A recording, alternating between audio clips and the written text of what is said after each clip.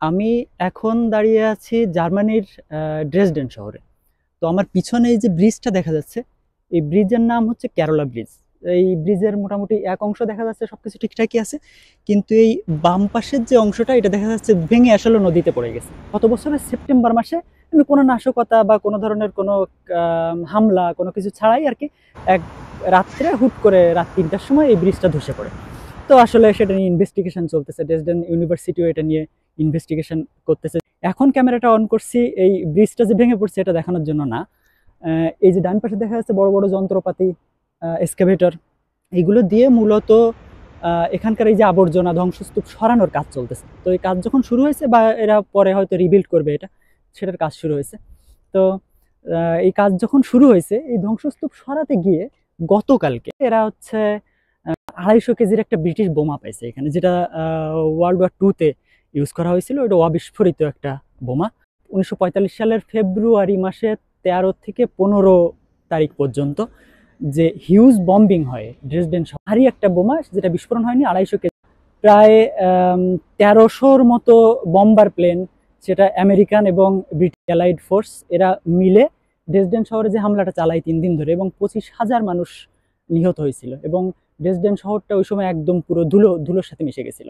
তো ওই যে সময় ওই যে বোমা হামলা হয়েছিল, প্রচুর পরিমাণে বোমা এখনো পর্যন্ত ড্রেসডেন শহরের বিভিন্ন জায়গায় অবিস্ফোরিত অবস্থায় থেকে গেছে।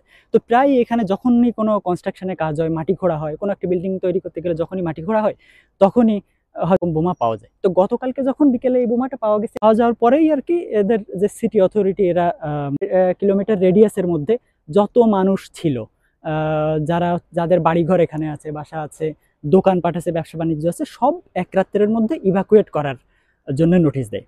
এবং আজকে সকাল ৯টায় এইটা এই ইভাকুয়েশন শুরু হয়। সবাই যার যার, এরা বলছে যে অন্তত আজকের রাতও হয়তো সবারই মানে কেউই এই ১ কিলোমিটারের মধ্যে থাকতে পারবে না, যতক্ষণ না আর কি, যতক্ষণ লাগেই এটা বোমা নিষ্ক্রিয়কারী যারা আছে, বোম ডিসপোজাল ইউনিট, এরা যতক্ষণ না এটা ডিসপোজ করে বা এখান থেকে সরাই নিতে পারে ততক্ষণ পর্যন্ত এর মধ্যে কেউ আসতে পারবে না।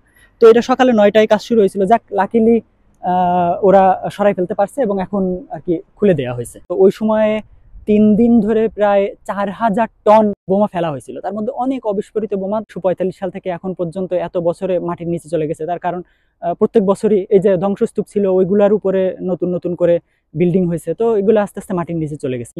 ইউরোপের মাটি আস্তে আস্তে প্রতি বছরই আস্তে আস্তে উঁচু হচ্ছে। কনস্ট্রাকশনের সময় এগুলো পাওয়া যায়। ২৫০ কেজি ওজনের একটা বিস্ফোরক, এটা আসলে হিউজ একটা রিস্ক।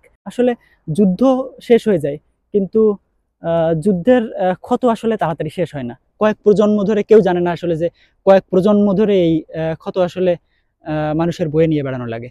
যে ছোট ছোট বাচ্চারা এখন যারা আছে তারা হয়তো ওই যুদ্ধের তেমন কিছুই জানেও না, ইতিহাসটাও হয়তো ঠিক মতো জানে না, কিন্তু তাদের ঠিকই সকালবেলায় ঘুম থেকে উঠে বাবা মার হাত ধরে নিজের বাড়িঘর, বাসা ছেড়ে, স্কুলে যাওয়া হচ্ছে না, বাসা ছেড়ে অন্য কোথাও হয়তো চলে যেয়ে আশ্রয় নেওয়া লাগতেছে।